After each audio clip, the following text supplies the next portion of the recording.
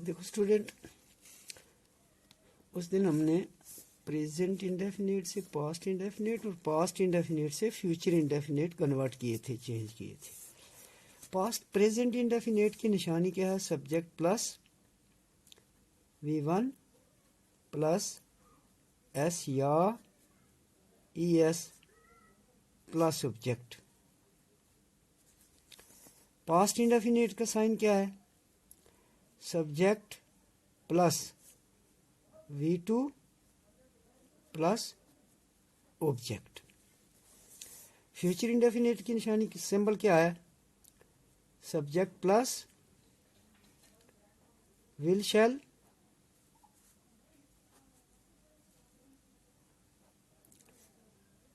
Plus V1 plus object. अब इन्हीं चीज़ों को इसमें देखते हैं। Present indefinite I see a line, इसी का पास्ट इंडेफिनिट करने में कितनी इजी है, ये कितना इजी है। पास्ट इंडेफिनिट करने के लिए आई सा अ लाइन, सी की सेकंड फॉर्म कर दी तो आपका पूरा टेंस चेंज हो गया प्रेजेंट से पास्ट इंडेफिनिट में। Future indefinite I shall see a line, rule वही है आपका। V1 प्रेजेंट इंडेफिनिट में subject plus V2 second form of the verb, subject plus subject I है second form of the verb, और future में subject plus will shall, इनमें से एक लगेगा, विल या शैल। आई और वी के साथ शैल, बाकी सबके साथ विल। तो हमने किया I shall see a line. We write a letter, subject के बाद फर्स्ट फॉर्म, इसी का past indefinite we wrote a letter, write की सेकंड कर दी, we shall write a letter. अब इसका इंटेरोगेटिव बनाना, आई सी अ लाइन का do I see a line, interrogative बन गया। पास्ट इंडेफिनिट के लिए वही फर्स्ट फॉर्म की second form, did I see a line. और फ्यूचर का interrogative shall I see a line, interrogative. अब देखो स्टूडेंट्स, प्रेजेंट इंडेफिनिट में सब्जेक्ट की जगह जब थर्ड पर्सन सिंगुलर आ जाए तो तब हम इंटेरोगेटिव या नेगेटिव बनाने के लिए डज का इस्तेमाल करते हैं। अब बहुत सारे बच्चे थर्ड पर्सन सिंगुलर को नहीं समझ सकते, तो वो ये याद रखें कि जब भी प्रेजेंट इंडेफिनिट में सब्जेक्ट की जगह ही, शी, इट या किसी एक का नाम आ जाए तो उस जुमले को प्रेजेंट इंडेफिनिट से इंटेरोगेटिव या नेगेटिव बनाने के लिए डज का इस्तेमाल करते हैं। पहले आप सिंपल जुमले को देखें। I play a match, subject के बाद first form, I he plays a match. अब प्लेज ही थर्ड पर्सन सिंगुलर आ गया है, ही शी इट या कोई नेम, तो ही टीच अस इंग्लिश। अब आप देखें हमारे बच्चे कहाँ ज्यादा कंफ्यूज कहाँ होते हैं कि प्रेजेंट इंडेफिनिट में एस और या ES कहाँ लगाया जाता है। समझने की बात ये है, जब भी प्रेजेंट इंडेफिनिट में third person subject third person singular आ जाए तो वहां दो बातों का खास ख्याल रखा जाता है। वो क्या है? देखिए आप, रूल है V1 प्लस S प्लस या ES plus object. He helps me, help first form है, प्लस S किया तो बना हेल्प्स। दूसरे जुमले में देखो, ही teach me, teach first form of the verb है, ES लगा। शी टेक्स टी, तो टेक के साथ ई ऑलरेडी है तो हमने एस लगाया। अब इन्हीं चीज़ों को हम देखते हैं। अब आप देखें कि जब भी प्रेजेंट इंडेफिनेट में सब्जेक्ट की जगह थर्ड पर्सन सिंगुलर आ जाए तो हम वर्ब के साथ एस या ई एस लगाते हैं। अब बच्चे नहीं समझ पाते कि एस कहाँ लगाएं और ई एस कहाँ लगाएं। तो एक बात को ज़हन नशीन कर लो कि जिस वर्ब के आखिर पर ओ आ जाए, सी एच आ जाए, एस एच आ जाए, उनके साथ ई एस लगाया जाता है, बाकी सब के साथ एस लगाया जाता है। ऊपर मैंने लिखा है और फिर देख लो, she cooks meal, cook first form of the verb, और इसके लास्ट पे इन तीनों में से कोई निशानी नहीं मिली, ना ओ आया, ना सी एच आया, ना एस एच आया, तो हमने लगा दिया S, cooks. He goes to school, go first form है, लास्ट पे ओ आ गया, ओ, और इसके साथ हमने क्या लगाना है, E S. He goes to school. Aman brush his teeth, अब एमन थर्ड पर्सन है, वर्ब के साथ एस या ई एस लगाना है, तो आप देखें कि वर्ब के लास्ट पे एस एच आ गया है। तो ऊपर आपका रूल क्या है कि ओ आ जाए, सी एच आ जाए, एस एच आ जाए, तो हम क्या लगाएंगे, ई एस। तो ब्रश, एक जुमला और लिखता हूं, she teach S, she teach us English.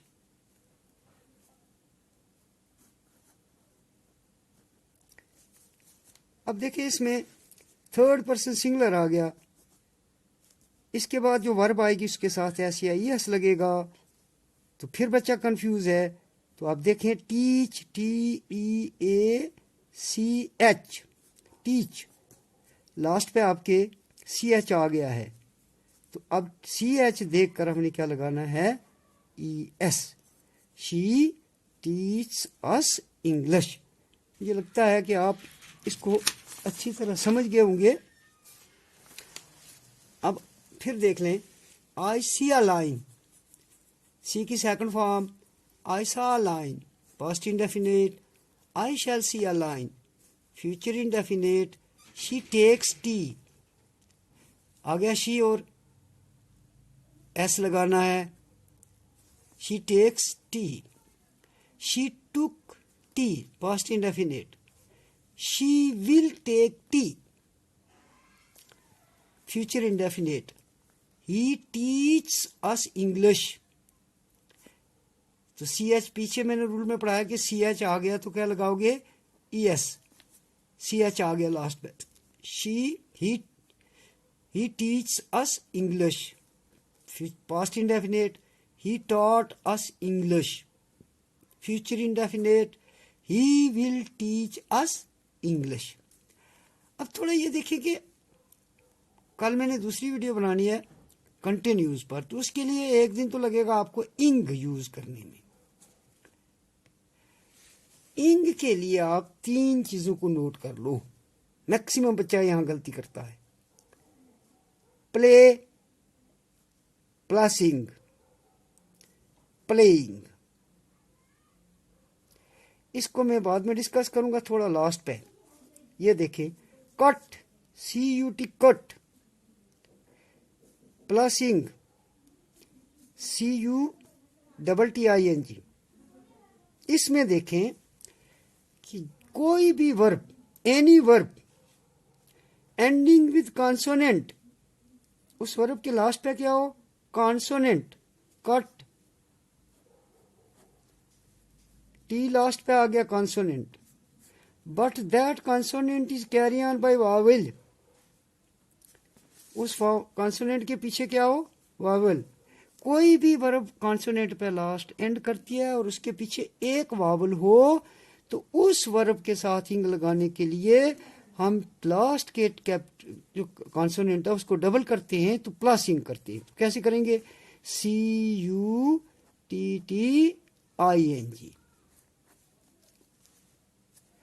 अब इसी तरह रन के लास्ट पे कॉन्सोनेंट आ गया और कॉन्सोनेंट के पीछे एक वावल है, तो हमने क्या लगाया, RUNN। इस लास्ट के कॉन्सोनेंट को डबल कर लिया और प्लस इन किया। कीप, गौर से देखना, कीप के लास्ट पे भी कॉन्सोनेंट है बट इसके पीछे वावल दो हैं, तो इंग लगाते वक्त हमने कीपिंग, हमने कोई कॉन्सोनेंट लास्ट का डबल नहीं किया। तो याद रखना, जिस वर्ब के लास्ट पे कॉन्सोनेंट आ भी जाए और पीछे दो वावल हों तो हम उसके साथ कोई और कॉन्सोनेंट लास्ट का डबल नहीं करते हैं, सेम उसी कंडीशन में करते हैं, कीप, कीपिंग। हाँ, अगर एक वावल होता और लास्ट पे कॉन्सोनेंट होता तो फिर लास्ट का कॉन्सोनेंट डबल होता। अब आते हैं प्ले पर। बहुत इजी लोग इसको समझते हैं, बड़ा इजी। प्ले, प्ले के लास्ट पे वाई आ गया कॉन्सोनेंट, पीछे एक वावल भी आ गया, तो अब इसका प्लेइंग कैसे करते हैं हम, PLAYING। क्रॉस क्वेश्चन होता है, बच्चे को ये रूल पढ़ के इधर आता है, कहते भाई लास्ट पे वावल कॉन्सोनेंट, पीछे एक वावल, दो नहीं है, दो होते तो तब तो मान लेते कि दो वावल हैं और लास्ट पे कॉन्सोनेंट है तो डबल नहीं होगा। लेकिन यहां फिर वो ये रूल आ गया कि लास्ट पे कॉन्सोनेंट है और पीछे एक वावल है, तो वाई को डबल नहीं करते। तो इसके लिए है कि जिस वर्ब के लास्ट पे, जिस वर्ब के आखिर पर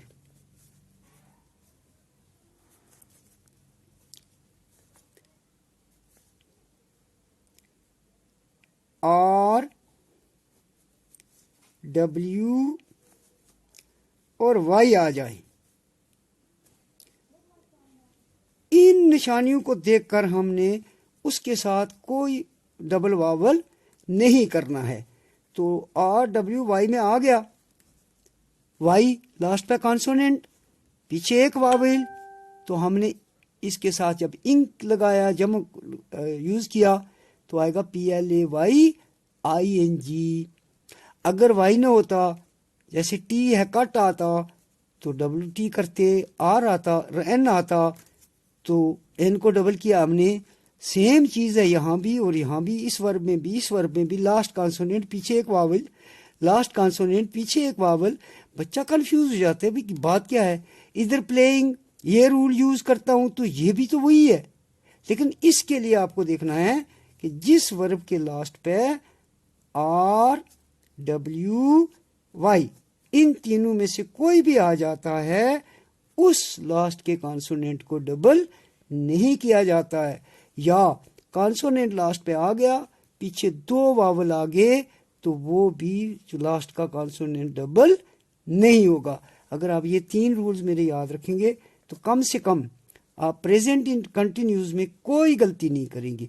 यही तीन गलतियां इंग यूज करने में हो रही हैं, तो बच्चे को सेटिस्फाई नहीं कर सकते हम कि रन का रनिंग क्यों आया, डबल एन क्यों आया, कट का डबल टी क्यों आया, कटिंग CUTING क्यों नहीं आया। आप प्ले है तो PLAY इंग आ गया, प्लेइंग आ गया। तो यहां बच्चे को ये हमने सेटिस्फाई करना है कि if a verb is ending by consonant and that consonant is carry on by one vowel, अगर उसके पीछे एक वावल है तो उस वर्ब के साथ जब हम इंग लगाते हैं तो we must double the last consonant and then use ing, तो फिर बनेगा कटिंग, रनिंग। इस तरह के आपको कम से कम काफी वर्बें मिलेंगी। आपने इन तीन रूल्स को मैं कल फिर रिपीट करूंगा, अपने ज़हन में बिठाएं। शुक्रिया।